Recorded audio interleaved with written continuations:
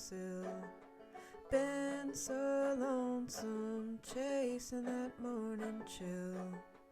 Oh, little red bird, open your mouth and say, been so lonesome, I just about flown away. So long now I've been out in the rain and snow, but winter's come and gone, a little bird told me so. Hello and welcome to the How I Healed podcast. I am joined today by my co-host Mary Lou Singleton, who is a family nurse practitioner, herbalist, and apprentice-trained home birth midwife. She has been caring for the health of New Mexican families for over 25 years. Mary Lou believes all healthcare modalities, from allopathic medicine to energy work and everything in between, have healing potential. That healing is always an individual journey to be supported by community, and that when it comes to healing, effectiveness is the measure of the truth.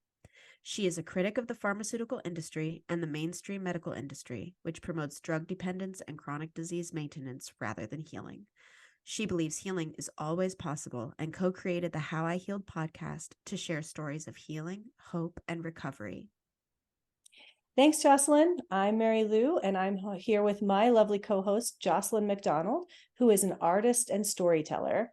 She is enlivened by the infinite potential of humans to heal and helps others walk this path through her art and music. Her healing practice focuses on making and finding meaning out of the crises and major choice points of our lives. She offers one-on-one support through coaching and archetypical astrology and tarot. She specializes in assisting with psychedelic integration and pharmaceutical cessation. Welcome to the How I Healed podcast. We are so excited to have Romy Keegan here with us today. Romy comes from a family of dancers. Her grandmother and great aunt were well-known performers in Germany and the US until the early 1960s, and her mother was a ballerina who owned a dance studio. Romy has been dancing all her life. She began ballet at age 3 and went on to dance with the New Mexico Ballet Company. She continued her ballet studies at the University of New Mexico and became a ballet teacher herself. In 1990, she began studying African dance with a variety of teachers from both the US and Africa. She began teaching African dance in 1998. She is the founder and owner of Maple Street Dance Studio, a space where New Mexicans build community and find healing through dance. In 2019, Romy experienced a healing crisis, which tested the faith of herself and her community. In this episode of How I Healed, Romy recounts her healing journey and tells us of the gifts she received along the way. Hi, Romy. Hello. Thank you for having me. Oh, thank you for being a guest on the How I Healed podcast. We're so excited to hear about your healing journey. But first, can you tell us a little bit about yourself? Oh my goodness. I think you already said it all. I am a dancer and a magic maker. I have a beautiful, very precious and blessed life that I am incredibly grateful for. I am lucky to be able to do what I love for a living, and I am also very grateful for the amazing people that are in my life. So I teach dance classes. That takes up a lot of my time. I'm teaching dance classes and I'm also running the studio. And yeah, I think that's all of who I am. Wonderful. So in 2019, you experienced what many would call a health crisis. Can you tell us what happened and how you healed? I do spend a fair amount of time in facilitating and holding space for people. And so over time, that position is really beautiful and also really challenging. And in about 2018, after doing what I do for a very, very long time, I kind of came up against a wall in my own sense of personal power. I guess I'd had a few challenges along the way within my dance community, within the African dance community, within the ballet community. And for whatever reason, in about 2017, 2018, probably for multiple reasons that I'm aware of and unaware of, I felt the call to ask Spirit to help me clear and cleanse my solar plexus. I was feeling lots of just personal challenge, stuck energy, feeling less effective in what I was doing, feeling kind of self-doubt was starting to creep in. Now I recognize that maybe it was the roots or the beginnings, the roots and shoots of a great big personal change, just moving into my midlife and my own second act. But at that point, it came very much as a call to the universe for support in feeling stronger in my power, to feel more effective, to feel more grounded, more connected, to feel, I guess, deeper into my lived experience. So for those of our listeners who are unfamiliar with chakras or don't know what a solar plexus is from that perspective, can you give us a beginner's guide to why you identified all those traits that you just listed out about wanting to feel your power?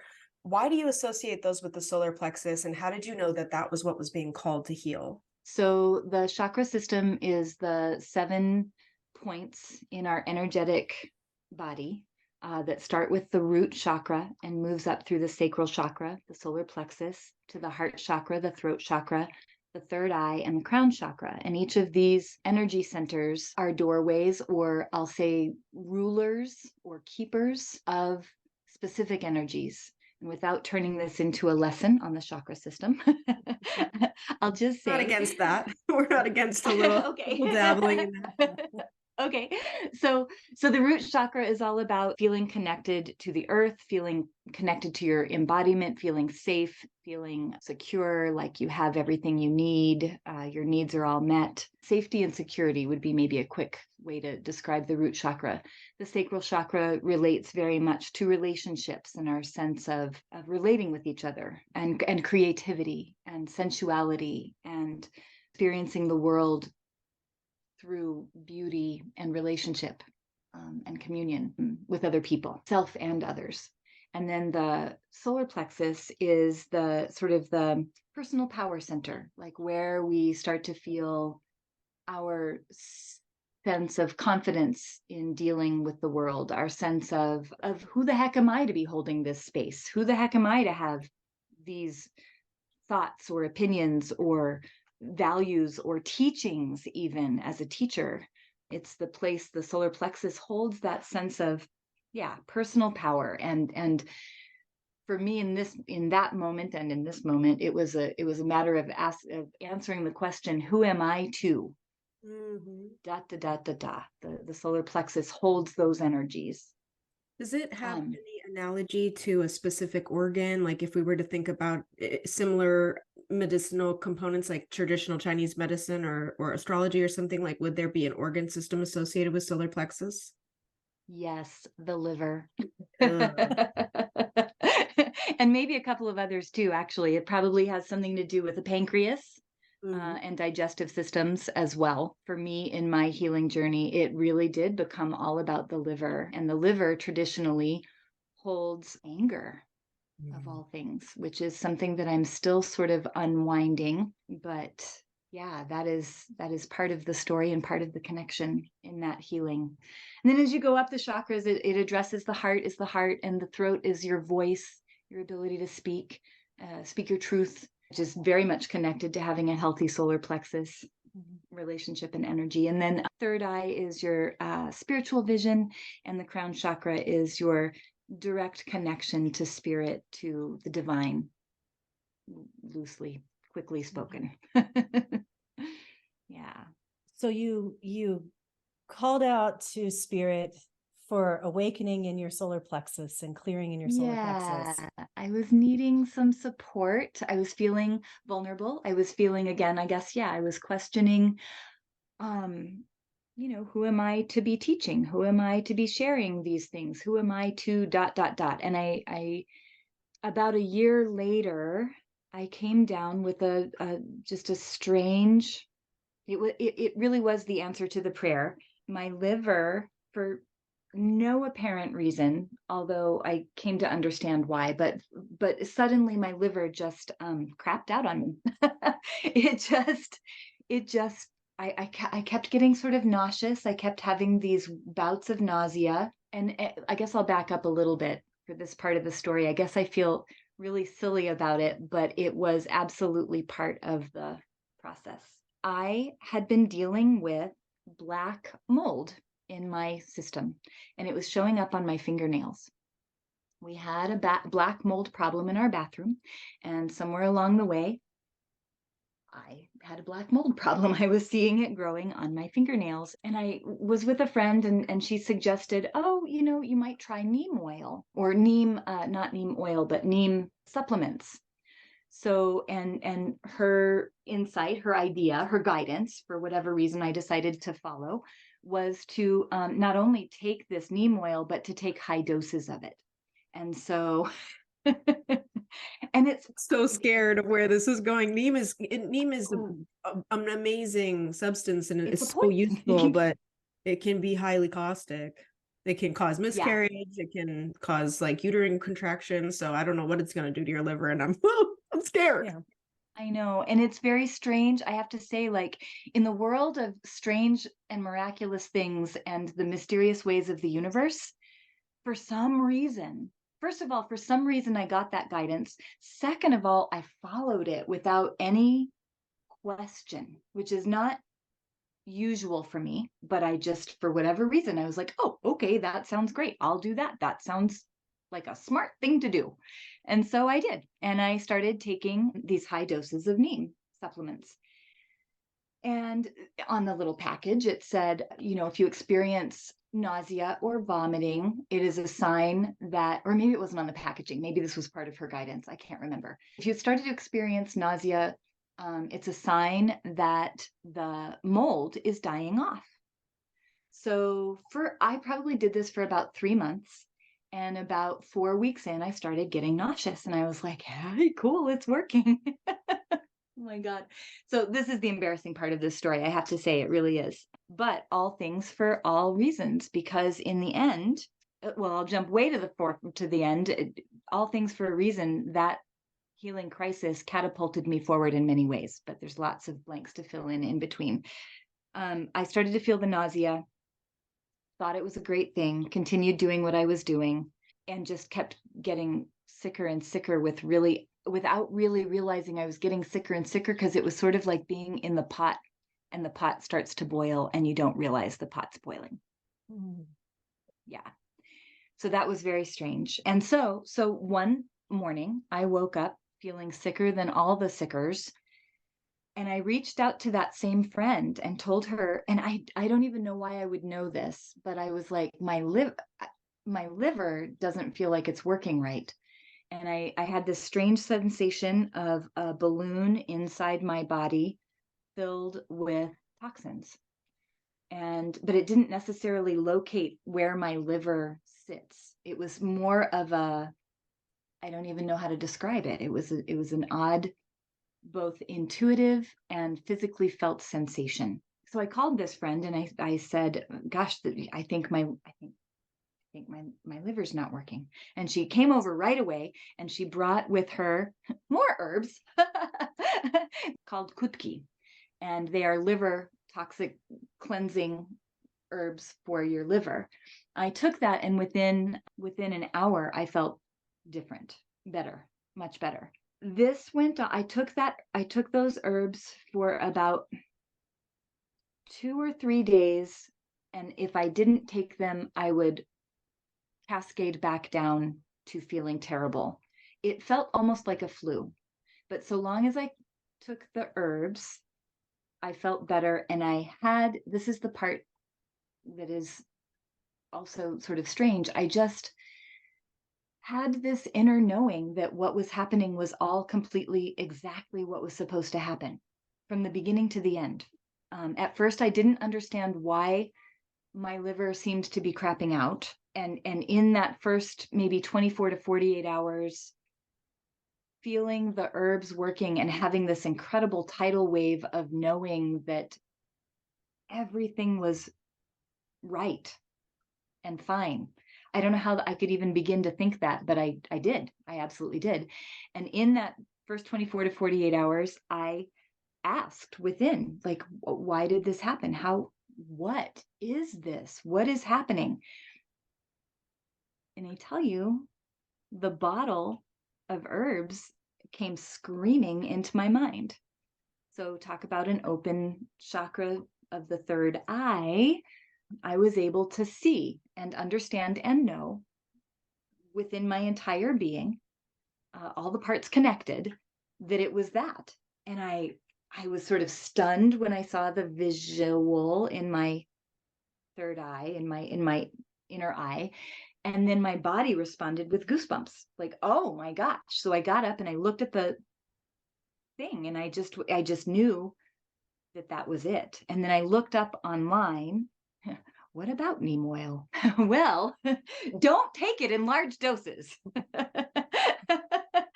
So I knew quickly that that's what it was. And then I started to I just continued looking into liver support and what I needed to be doing for myself.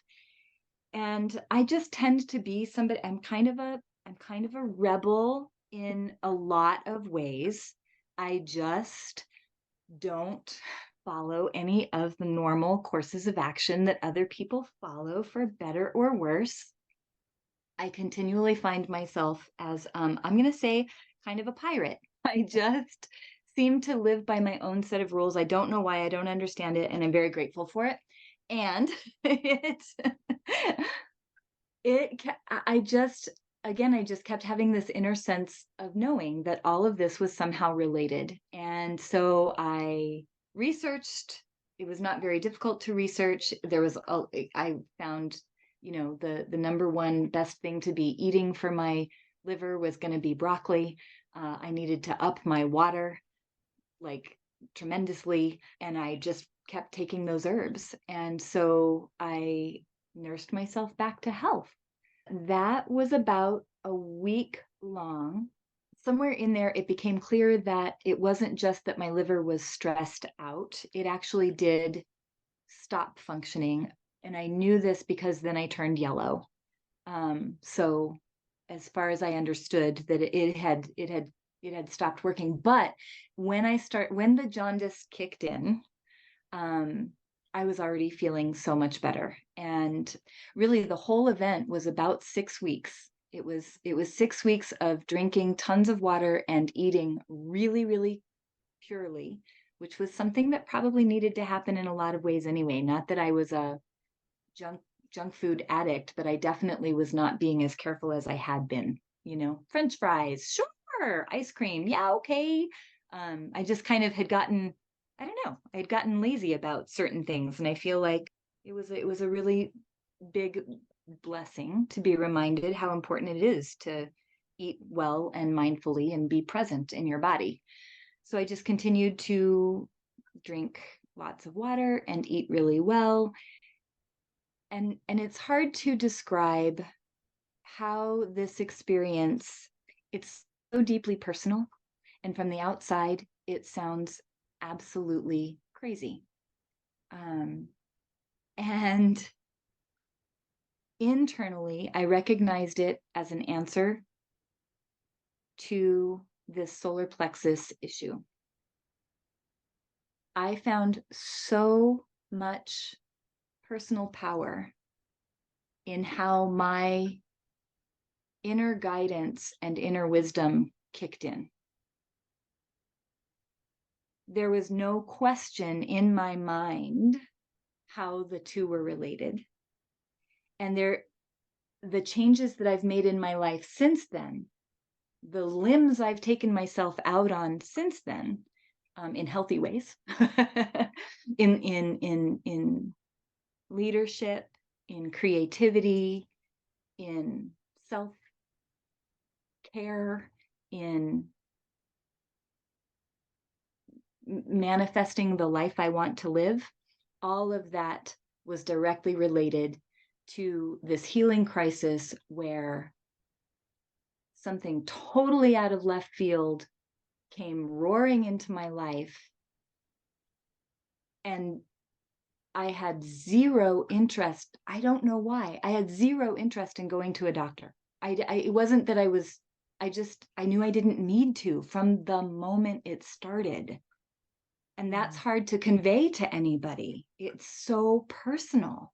And it was such a direct answer to my prayer, to my request of the universe, to my request to myself, to my desire for a deeper connection with spirit, with the divine, with the healer within me, with that part of me that is connected to the whole universe. That could not have come without this healing crisis, this healing event in my life. It was not a crisis, it was a healing event in my life. And as it unfolded, as I drank so much water is healing. Water is really and truly life. Water really and truly, I feel like water saved my life. But anyway, I drank all that water, I got my hydration back up, and I communed with my own precious spirit and was led through that scary time. Meanwhile, it was really less scary for me and more scary for the people around me. I had this incredible sense of well-being and being taken care of by the higher realms. I knew that I was cared for and that I needed to walk through this fire. The people around me had a harder time seeing that, and I completely understand that. Fortunately, my husband also walks a very similar path with me. I know he was scared, but he believed me when I said I knew that everything was okay. He believed me when I said the herbs are working. He believed me when I said I could feel internally, viscerally, on every level, the potency and the power of this event. He completely supported me. And he too kind of lives like a rebel and doesn't follow rules and just would kind of get through it all in this helter-skelter kind of way. But my family and some of my friends, many of my friends, were really, really worried about me. And I was sorry to worry them, but I was also very frustrated that they had so little faith in my own knowing and my own ability to make choices for myself based on my inner knowing. I'm going to say even beyond inner guidance, inner knowing. That part was hard. That part was challenging, but we got through that too. So when I think of the energetics of the liver and the spleen, especially from traditional Chinese medicine, so the liver is the seat of anger, and every emotion is sacred, right? Like there's no emotion that's a bad emotion. And then the spleen is the seat of worry. And I find that interesting. And I think of what you went through. And when I think of healthy anger, what is that emotion given to us for? How do we use that? It's so good at setting boundaries. Anger is good for us with that. And then worry, will help us get a more right relationship. The worry is contagious in itself. And that one can get more stagnant and get, that's a harder one to find. We need to get our friend Kate, who's a DOM, on sometime to explain the healthy energetics of the spleen, because maybe as a warrior, I'm not quite there to explain it yet. But were those currents part of what you experienced of having to set boundaries, and what emotions did you have come up whenever your community was doubting you in what you knew about your healing process? Oh, that is such a good question. I might still be a little bit, a total people pleaser. And I always made sure that everybody else's needs and opinions, desires, wants were met. And if everybody around me is happy, then I'm happy. And for whatever reason, throughout this, on the anger, I'll do anger first and then I'll do worry. With anger, it felt so good to be mad at my friends and my family. That is not something I allow. I am a naturally happy, sunny person, and I don't have to work hard to hold that space. It is very easy for me to make sure that my friends and family feel comfortable and happy, that I don't consciously feel any stress around that. So it was unusual for me to feel anger in that way. And it was freeing. It was very, very powerful. And it was also a part, it was like finding a hidden treasure in a way, to be able to find anger and then to be able to use it for my own self-defense. And in that self-defense, find a sword that I could then use for my own protection from that point forward. And I'm still not a very angry person, but I now have a sword, and I'm not afraid to use it. And I think that the energy of my dance classes changed. I have dance classes that are full of personalities and conflicting agendas, and very often, folks will bring in all their stuff because they know it's a safe place. They know it's a safe place to bring their stuff in, because I've always held a giant space for everybody.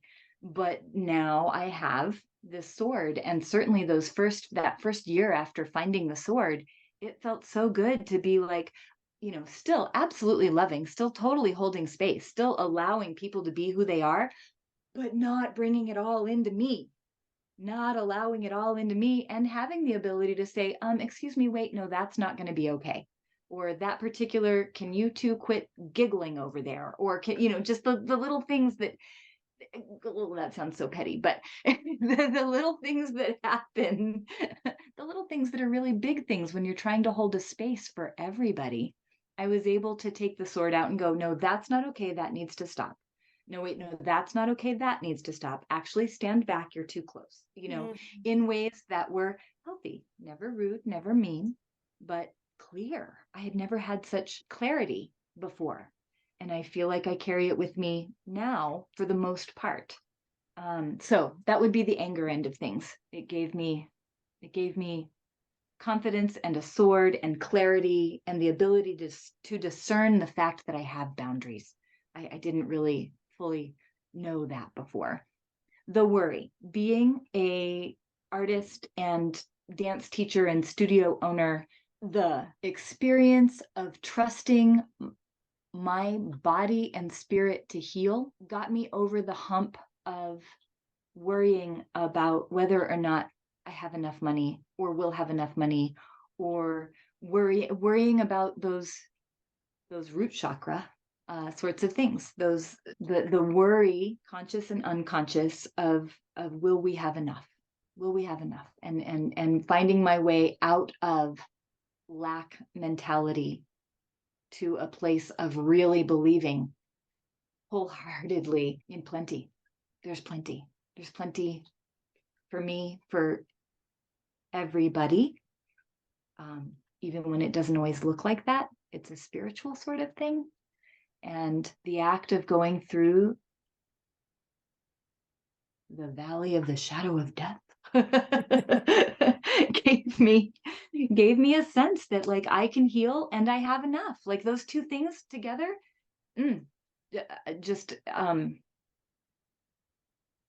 life-changing. Spiritual transformation couldn't have happened without going through this totally bizarre, having somebody pull this curtain in front of my eyes so that I say, yes, I'll take neem oil, going through the illness of it, knowing 100% that it was all exactly the way it needed to be, and that friend of mine was an agent of the divine. Like, there is zero issue between she and I. And thank God she also can, like, through our processing through this event together, because of course she felt horrible. She felt so bad. But I'm getting goosebumps thinking about it. The level of, again, I wouldn't have had this opportunity to go so deep with somebody on a life and death matter. And to be able to say to her, you were an agent of the divine, and there are no victims here. There are no victims here. Absolutely everything that unfolded in that healing event proved beyond a shadow of a doubt that there are no accidents. I choose my reality. I embrace that power. I embrace the ability to stand in my choices and to believe that there is a higher power, both my own and something bigger than me, at work. I'm going to say always. In my reality, it's always. In my own personal experienced reality, and in the way that I get through watching trauma and drama unfold around me, I find deep consolation in the idea that there is a cosmic whole that knows better than me, that I am plugged into and that I'm a part of. And so, surrender to that, pull out my sword, and yeah. Phew, goodness gracious. Wow.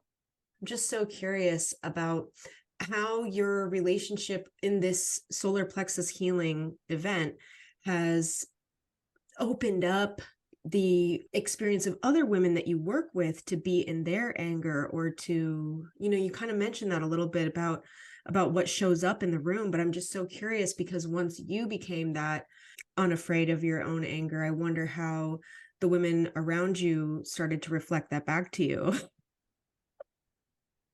Interesting. Yeah. There were no great big fights. There's definitely a lot of space held for people to show up however they show up. And then the magic and the healing of dance seems to take care of that extra edge when it's there, right? Like people will come in kind of feisty and kind of grumpy. And I have always allowed them that. I've just not allowed me that. But yet, you're right, most of the time people will come into class as people pleasers too. We all kind of come in and go, oh, here we are. We're agreed to share this space. But there are those that aren't afraid, that haven't been afraid to show their emotions and to come in wherever they are.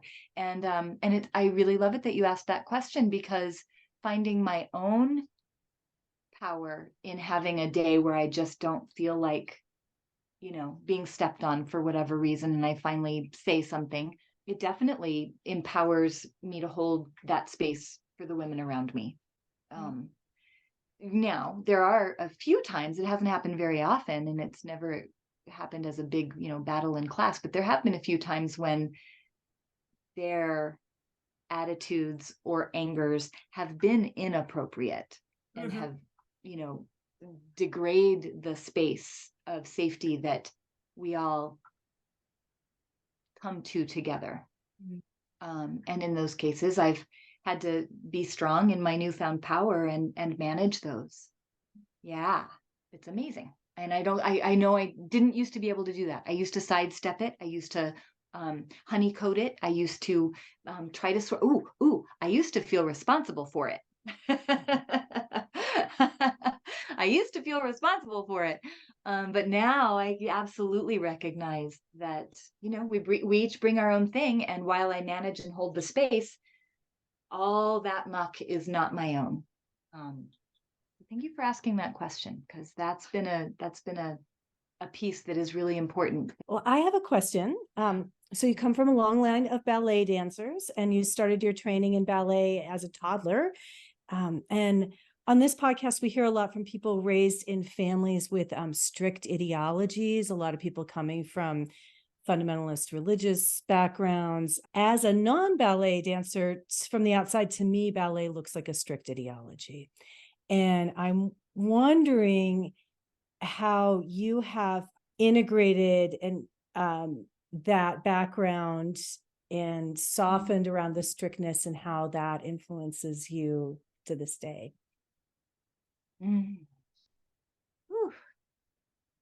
So yes, speaking of light sides and shadow sides, ballet is so beautiful, and it requires an incredibly strict foundation. It requires a dedication and a fierceness to the art form that is really only achieved through this rigid, repetitive, idealistic construct. And through that, really beautiful things can happen. Really beautiful art can happen. Really beautiful movement can happen. People who thrive in those environments can absolutely shine and bring so much joy to audiences. But clearly the dark side to that is all of the self-worth issues that come up, all of the beauty myth things that come up, all of the toxic female competitiveness that can come up. One thing I realized early on is that I am a sister. I do not thrive in competition. I do not enjoy it in the least. It does not drive me, at least not consciously. I didn't enjoy that part of ballet at all. I did enjoy very much the self-expression, the strengthening, the challenge of it. As I've grown into ballet, as a person, I love the technique and mechanics more and more every day, especially as they help my adult body to continue dancing. And that's where I really enjoy sharing ballet with adults. But back in the day, the competition, that strict ideology that goes with it, drove me away.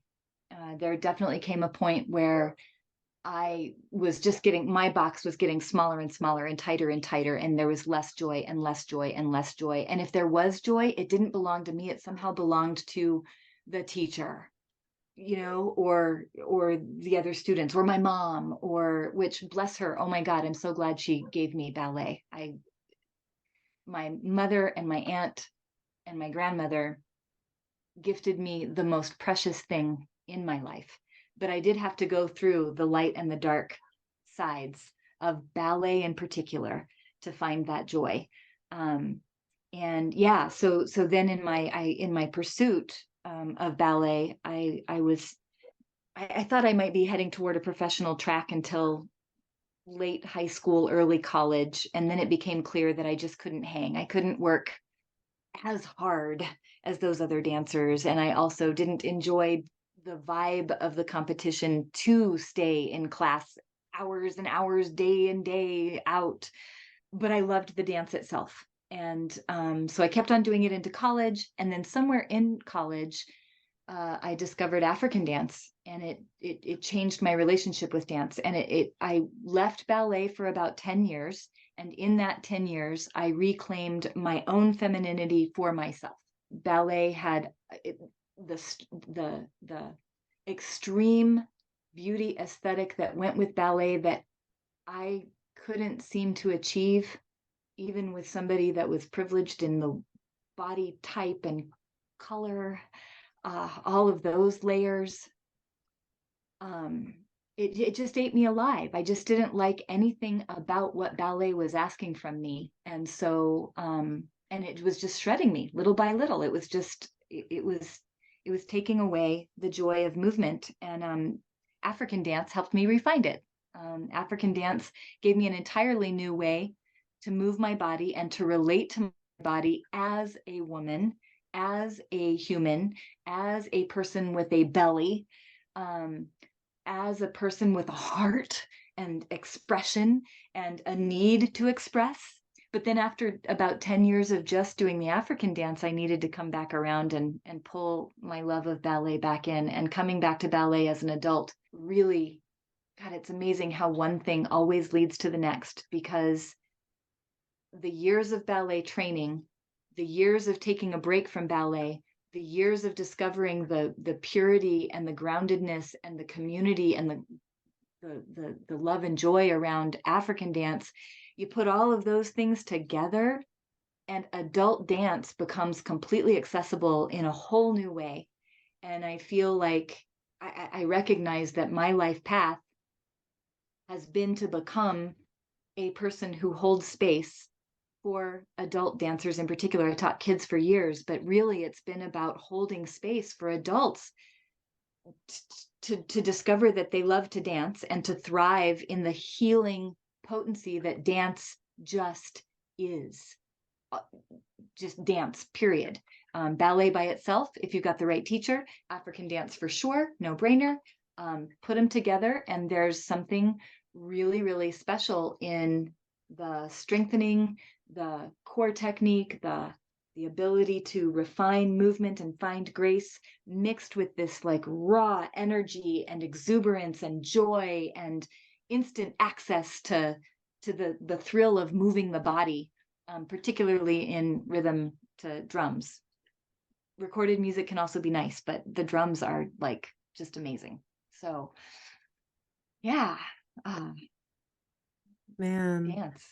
I'm feeling So so potent. much just desire to be in Albuquerque, because I started dancing when I was 4 years old in ballet, tap, jazz, lyrical, liturgical, all of it. I spent, Yeah. every single day after school and all weekend long dancing. And a lot of what you said was really true for me. When I loved dancing so much, loved being on stage, loved the way that my body felt, but hated the competition and the constant comparison to other girls and the self-devaluation that came with that. And getting to a point at a certain age where I could only be proud of myself in the sense of like the projection of doing right by my teacher, like proving to my teacher that I was good enough, and proving to my parents that I was dedicated enough, and instead of being like self-expressive, coming from within. So I'm loving everything you're saying about dance, and I'm just like really wondering if something like African dance could completely unlock what I had to store away out of self-protection after a lifetime of self-devaluation, coming from like not ever being good enough to go for Broadway. Right. But I'm so curious too, because one of the things that you were saying earlier about what you were pulling from out of your solar plexus is this desire for clarity as to what you want and where your personal power comes from. And you said that this healing journey has brought you this power that with confidence that your path has brought you to this place of being able to bring dance modalities into adults to offer this healing. And I'm really curious, because of the timing of when this all was initiated. You said you began having this health event in 2017. That's like around the same time that I really noticed the conversations really ramping up online and in intellectual spaces. I say that in quotation marks, about cultural appropriation versus cultural appreciation, and who has the right to dance or to listen to music or to even speak a foreign language. So I'm really curious if there was any connection for you in this, in like asking your body to help you find your strength with the larger cultural conversation around like if you're even entitled to witness, much less teach dance from another culture from yours. Exactly. All of that. Exactly. That was such a huge part. That was such a challenge. And there's no easy answers. Definitely my healing event continues to give me strength to draw from. I feel like on one hand, I have put my stake in the sand and I've said, or my stake in the ground. Maybe it's sandy ground. Part of me has absolutely put that in the ground and gone, yes, I know my history. I know the training. I know the time I've spent doing ballet and African dance. I know what I've put into it, and I know what it has given back to me. I recognize how it all fits into what made me me, from my mother to my grandmothers. So on the one hand, I feel like, yes, damn it, yes. But on the other hand, I also recognize that it's so multifaceted and so complex, so deep. I'm going to use the word rich, but I don't mean it. I mean it rich in complexity. multi-layered and dense. So I don't feel like even with the clarity that I do have, I always leave a little space of like, you know what? I don't know. You know? Well, you had mentioned that your ballet was given to you by your mother and your auntie and your grandmother, and which was also true for me as well. I'm curious, what is your lineage like in African dance? Which specific modalities or what teachers, or did you go to Africa and study? Like, could you speak to that more? I can, and that's a part that really complicates it because I have not been to Africa, but we have had amazing teachers here. It started with it started with somebody who was teaching Congolese and invited amazing Congolese dancers to come and do master classes. And that would be probably for the first 2 to 3, 4 years of dancing. It's always just been community dance. It's always been literally just joyful, happy people getting together in a space, drummers present because they come from the ethers, both African and American. So they don't come from the ethers. They do come all the way across the ocean. But this like amazing call, this thing happens where drummers and dancers, you have one, you have the other, you have one, you have the other. But yeah, those first several years were mostly master teachers coming in and sharing, and then the local teacher holding the space. And then that opened into a broader community of African dance. This was the 90s when it was really just starting to show up in America in the way that it did. It came over earlier, but this was when sort of this big burst of African dance came. And so we had guest teachers come, and then the main teacher who held the space. And then that main teacher, there were a couple of revolutions of main white American teachers, each of whom had studied in Africa. And then we had a woman who came from Zimbabwe, who was teaching both Zimbabwe dance and West African dance. And all of the after the Congolese, it became West African focused with a little bit of South African, Zimbabwean specific dance. And that teacher held the space for another 10 years, I guess. And in that time, the community, both in Albuquerque and how it related to the larger national community, continued to deepen and expand. So Albuquerque became a really cool little hub for teachers to come regularly, and then it was held down by this particular teacher. Yeah, her name is Rejeko Dumbachena, amazing woman, amazing teacher. She created the opportunity for me to step out on the path that I'm on, both as a teacher, African teacher, studio owner, and then the blending together of the two that happened about 10 years ago that sort of, I feel like, define me as who I am as that teacher and dancer in the world. So it comes from those two different traditions, and she was instrumental in making that happen. So she kind of endorsed your new fusion of ballet and West African dance. Is that? She did. She actually had left Albuquerque by the time that happened. While she was still in Albuquerque, she was the lead teacher. She was teaching the advanced level classes, and I started teaching beginning level classes. When we would have class, I would see, new students come into the room, and they'd be bright-eyed and excited about coming to dance, and then leave sometimes in tears, frustrated because they couldn't get the step, and the community was really tight, and there was, you get people together for a long time, and there's always going to be, or often, I'm not going to say always, there's often little cliques that forms and vibes that start to rise up. And so I started to see some of that, and being very sensitive to that competition and that sense of not wanting to stay and push through the discomfort, I thought it would be really cool to start a beginning class. That she totally endorsed. And we worked together offering classes for several years in that capacity. She held the more advanced classes and any beginners that wanted to go to her class. But I offered a beginning class on the days that she wasn't having class so that we could create a net to pull in other dancers who would feel comfortable. They would go through however many classes or years in my class and,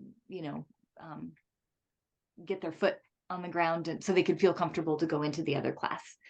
And then I think that was about maybe really 2 years, maybe 3 years. And then she ended up moving.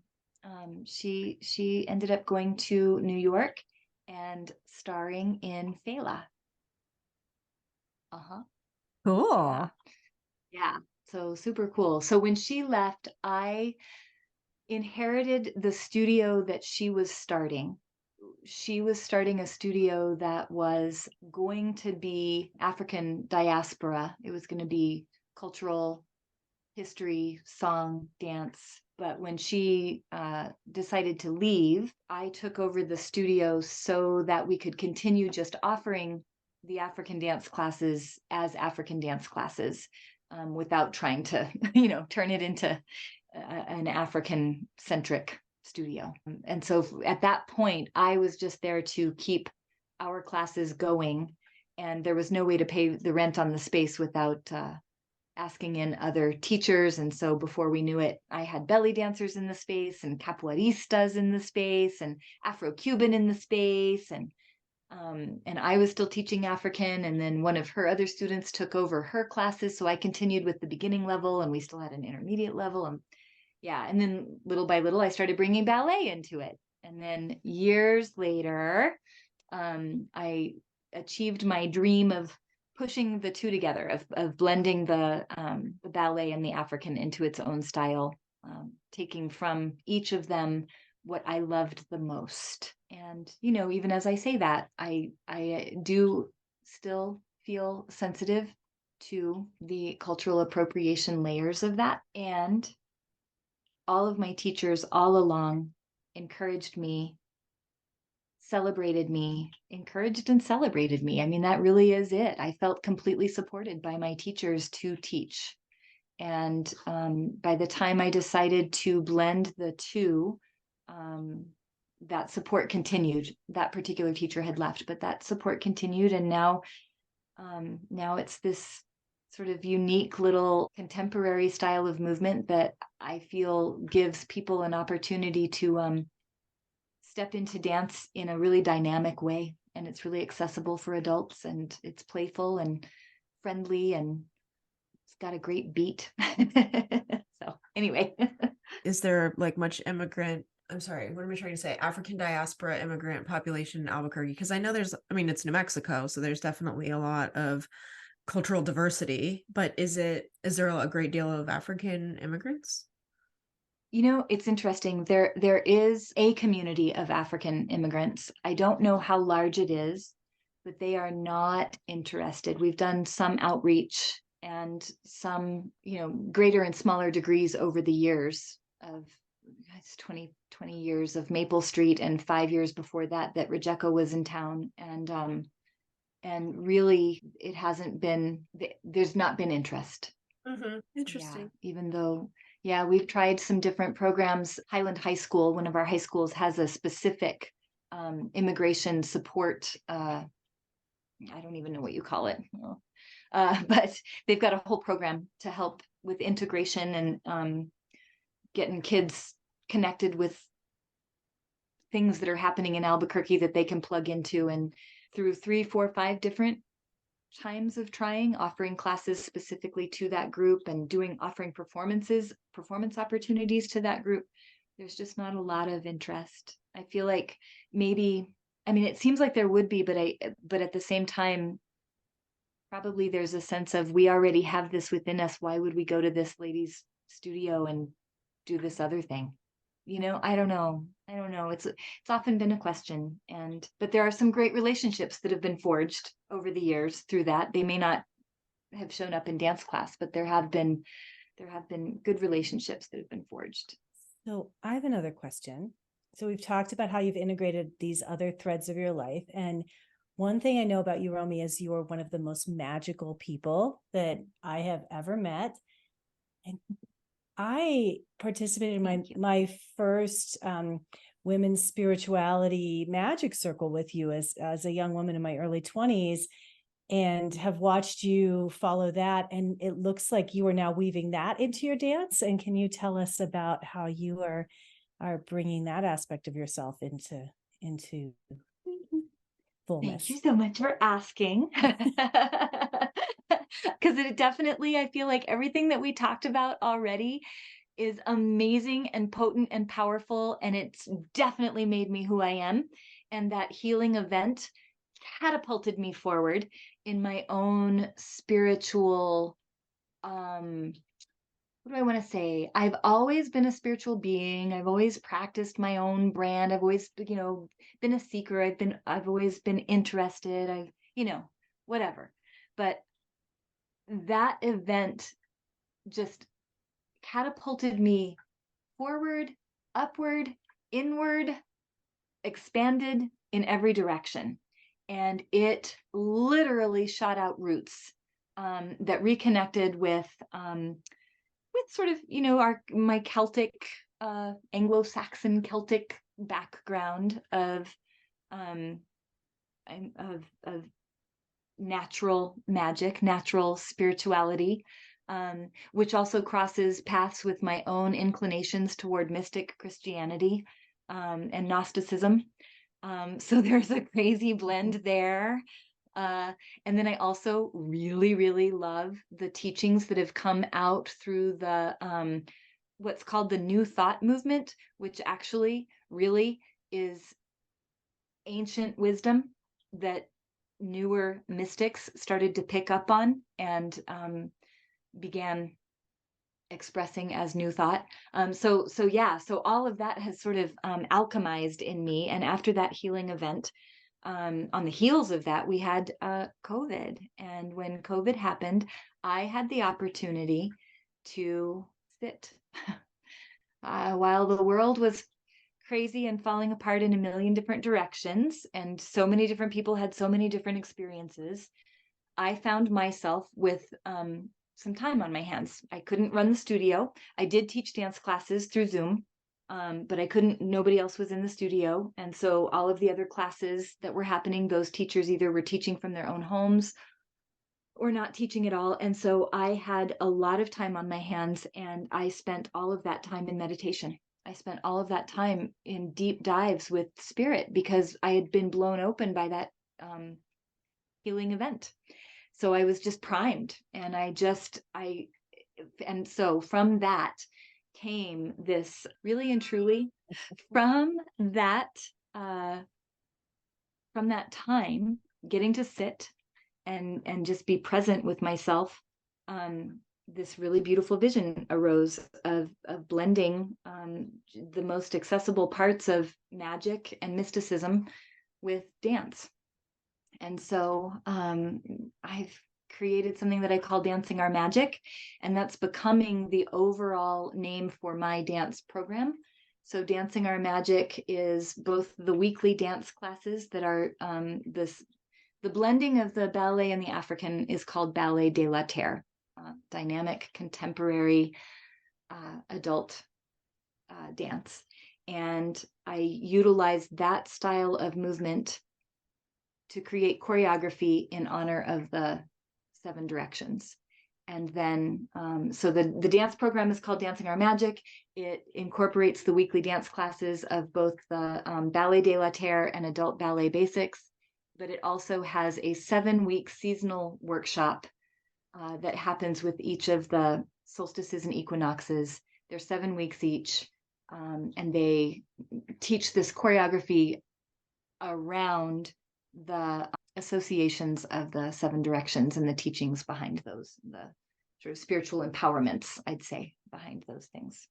So all of this has led to this amazing renaissance in my own life. This healing event pushed me out onto the edges of what I believed I was capable of and what I believed I could do. Teaching dance and holding space for dancers has always been magical, but kind of coming out of the spiritual closet, being stronger in my power, which is exactly what I asked for, having a stronger sense of self and a stronger sense of identity and a stronger sense of purpose, a stronger sense of effectiveness, a little bit more of a permission from myself and the universe to go ahead and step out into these sort of scary, uncharted, waters from appropriation and incorporating the beautiful things that I see in African dance and ballet, to the mashup of spirituality that, when you look into spiritual practices, it all comes down to the same teachings, and that is that everything is one and it's all freaking beautiful. So base everything on that and you just can't go wrong.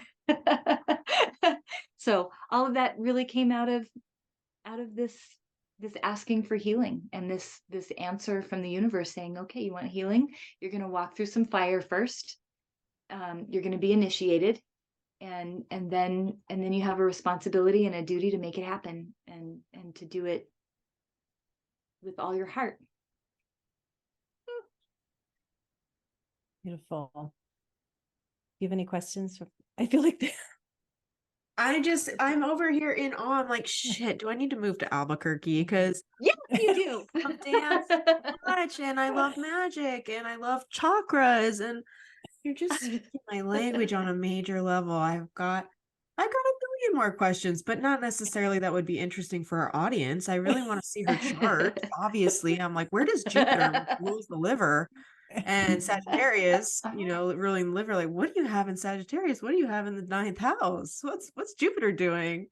I'm like, what's your human design? Do you have a defined solar plexus?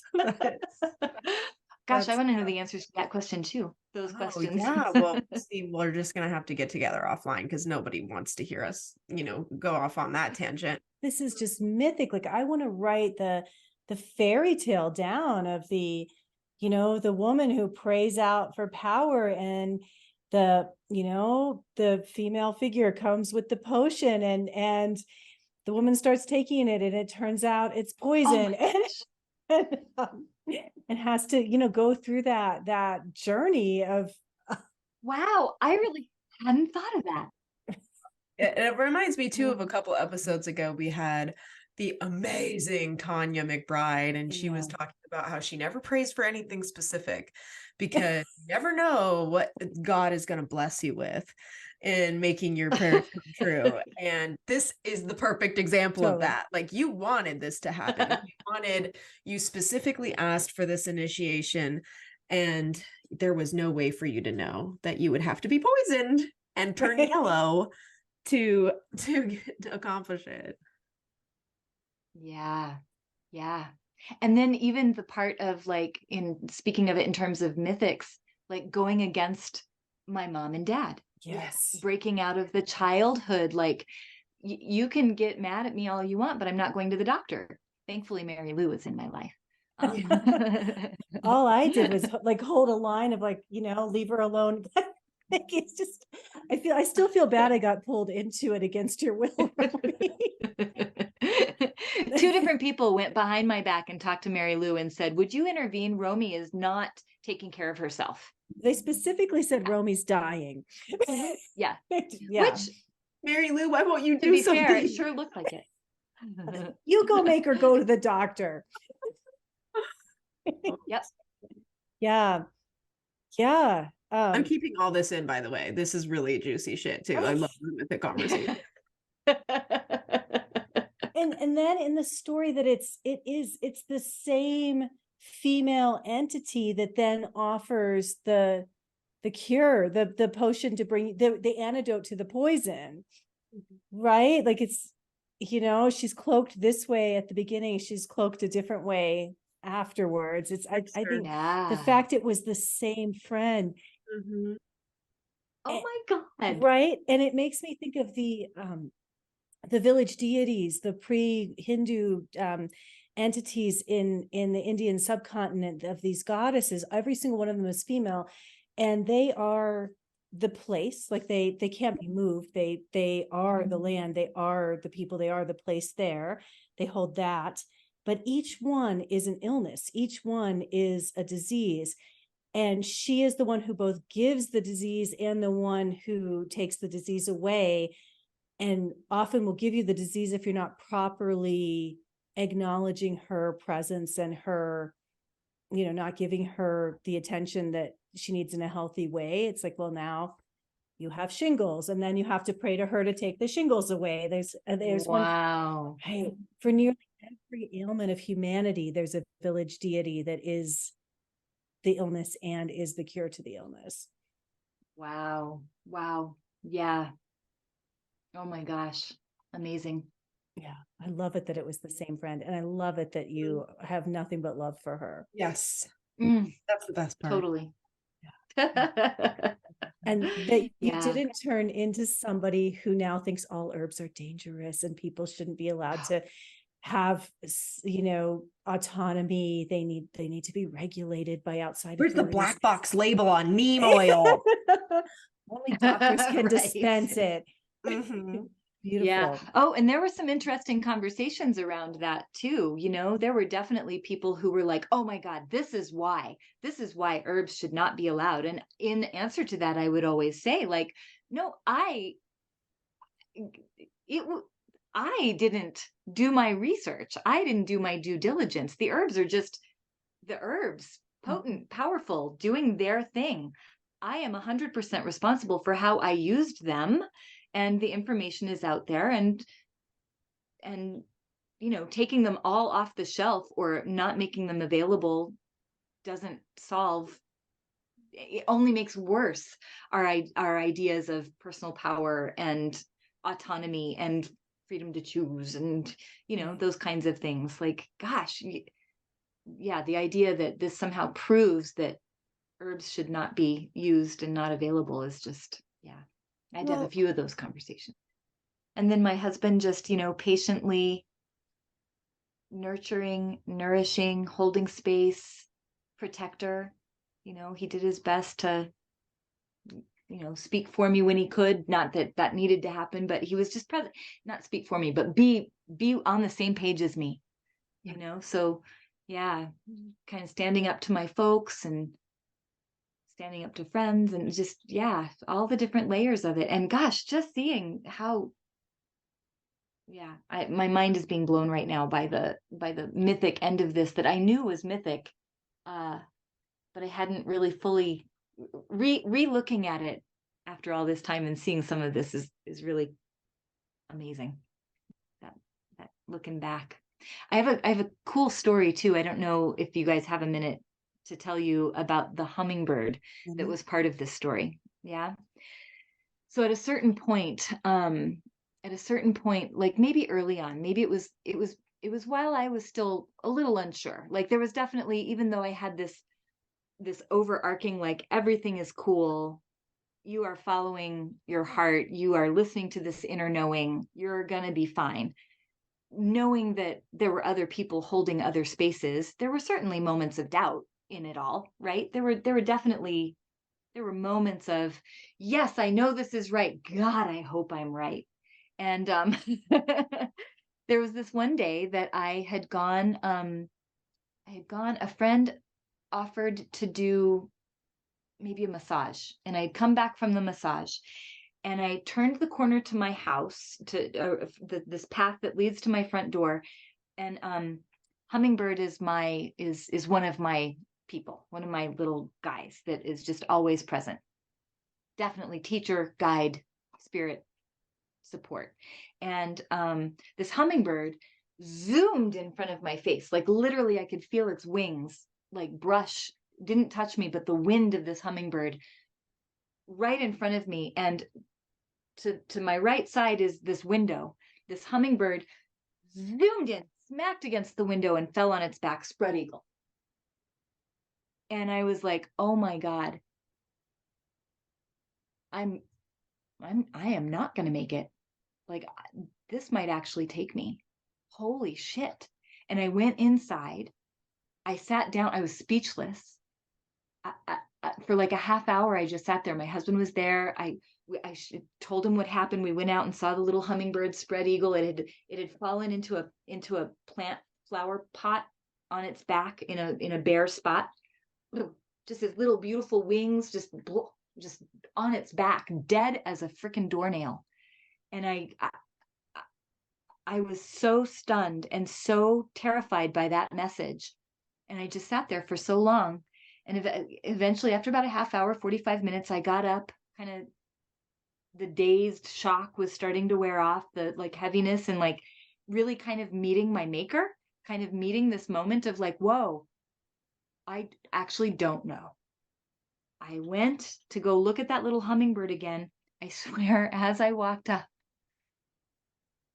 she perched up onto the edge of the frickin' pot edge and flew away.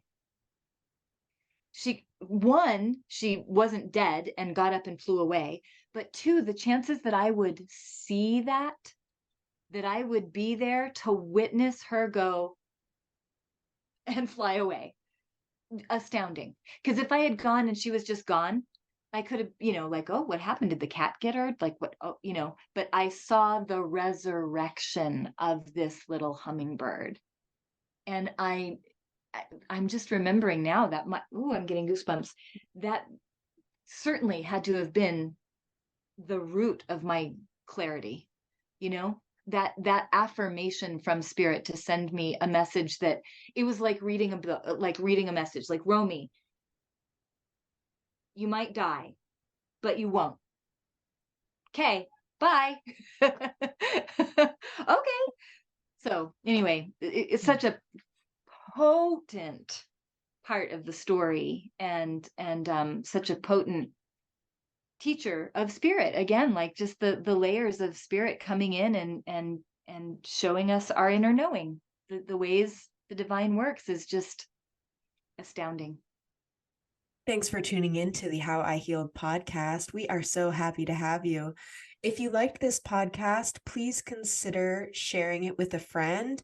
Like it, subscribe to us on Substack, Spotify, Apple Podcasts, leave us a review. We are so excited to receive your feedback.